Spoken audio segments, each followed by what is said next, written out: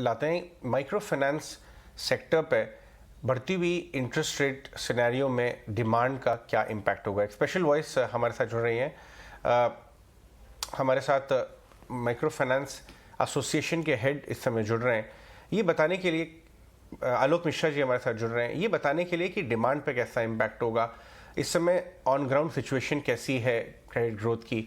मिश्रा जी, हमने देखा कि एक out of turn rate hike RBI ने अनाउंस किया और शायद काफ़ी हद तक जितने भी स्ट्रेटेजिस्ट और इकोनॉमिस्ट से हम बात कर रहे हैं या कॉर्पोरेट से भी, वो ये कह रहे हैं कि कुछ हद तक जो बिहाइंड द कर्व आरबीआई के ऊपर एलिगेशन लगता था या वो एक तरह से कैचअप हो गया।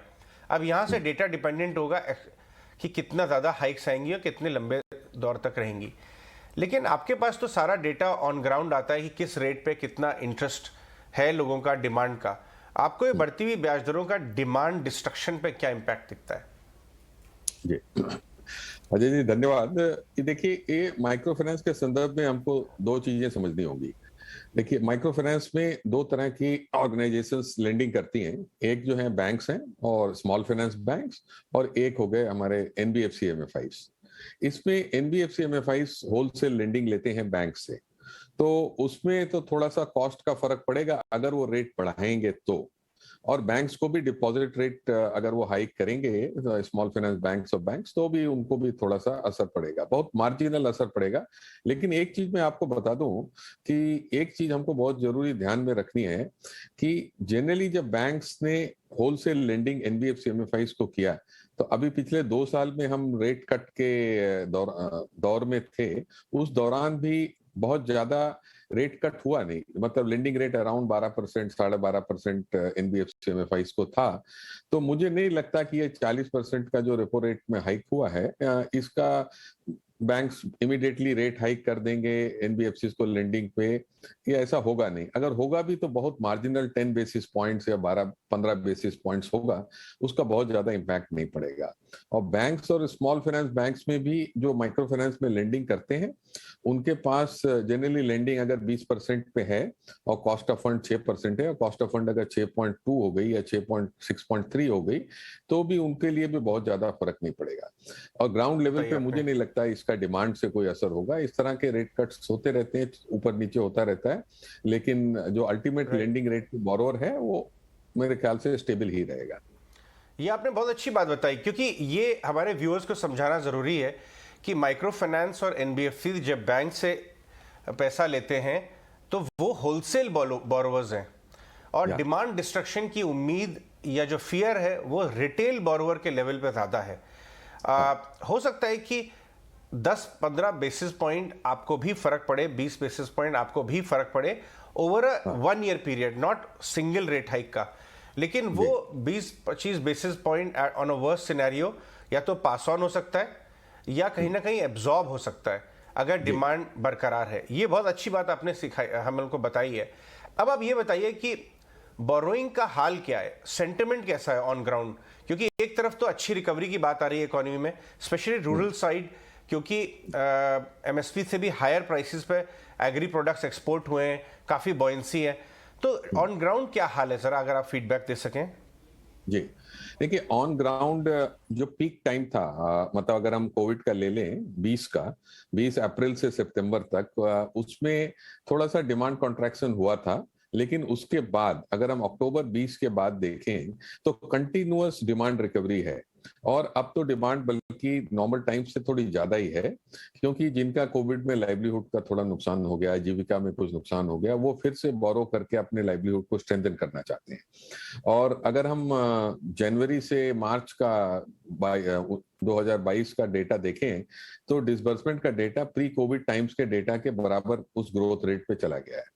तो ग्राउंड लेवल पे, क्योंकि इस पे दो चीज मैं आपको एक बहुत जरूरी चीज बता दूं कि ग्राउंड लेवल पे जो हमारे माइक्रो फाइनेंस के क्लाइंट हैं, वो मूलतः जनरली जिसको हम कहते हैं कि आवश्यक सेवाएं, इसेंशियल सर्विसेज, वो ही करते हैं। जैसे कि हो गया, किसी के पास आटे की मिल है, कोई छोटा एनिमल हस्बेंड्री का काम करता है, कोई पोल्ट्री का करता है, किसी की किराने की दुकान है। ये सब इसेंशियल सर्विसेज हैं।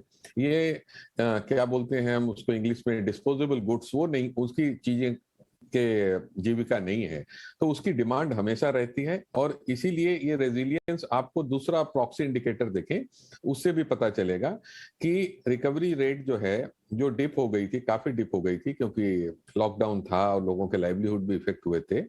आज अगर फाइनेंशियल सेक्टर में देखें तो माइक्रो फाइनेंस सबसे बेस्ट परफॉर्मिंग एसेट क्लास अगर आप कहें तो, क्योंकि हमारे क्लाइंट्स एसेंशियल सर्विस में हैं और वो लोन को जो लिया था उसको वापस कर रहे हैं। पैन इंडिया लेवल पे अगर हम देखें तो 90% के ऊपर हो चुकी है रिकवरी, और अगर हम कुछ स्टेट्स में देखें तो 95 के ऊपर जा चुकी है। और ज्यादा से ज्यादा क्लाइंट्स ग्रुप मीटिंग्स में आ रहे हैं, बात कर रहे हैं, जिनको कुछ बकाया भी है वो भी ये प्रयास कर रहे हैं कि हम थोड़ी थोड़ी इंस्टॉलमेंट देके उसको आगे बढ़ाएं। तो डिमांड तो ग्राउंड लेवल पे काफी है और हमेशा रहेगी, क्योंकि अभी भी माइक्रो फाइनेंस बहुत ही, मैं कहता हूं कि एड्रेसेबल मार्केट का 35% या 30% को कवर कर पाया है, तो डिमांड तो काफी है।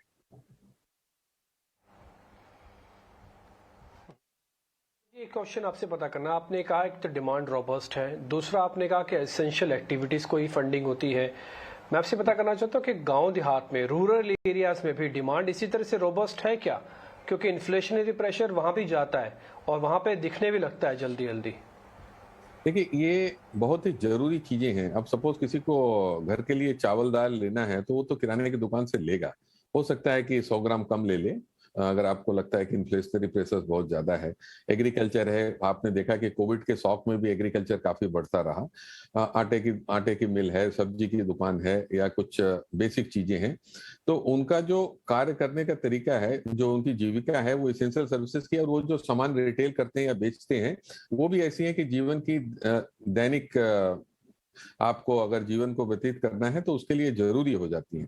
तो उसमें बहुत ज्यादा हमको कुछ कॉन्ट्रैक्शन नहीं दिख रहा, बहुत ज्यादा क्या, मैं क्या, मार्जिनल भी नहीं दिख रहा है।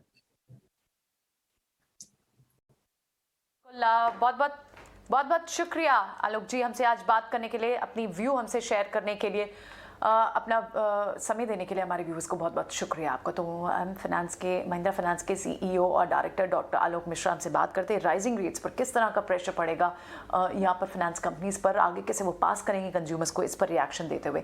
चलो एक बार